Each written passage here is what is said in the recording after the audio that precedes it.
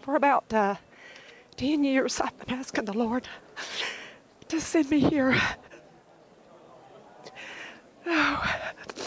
So when Joni came to North Carolina, I went to see her and come home and talk to my husband. And I said, you know, I'd really like to go to Israel. We tried to go several times and it just fell away and couldn't come. And he said, well, RoseAnn, if I get the money, you can come. So the next day, like 6 o'clock in the morning, a man calls and going to buy something from him. So every dime I needed, I got it the next day. So I know this was the Lord.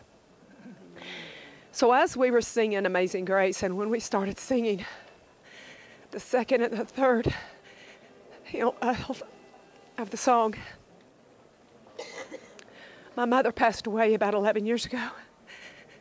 She was in Ohio. It just went all over me.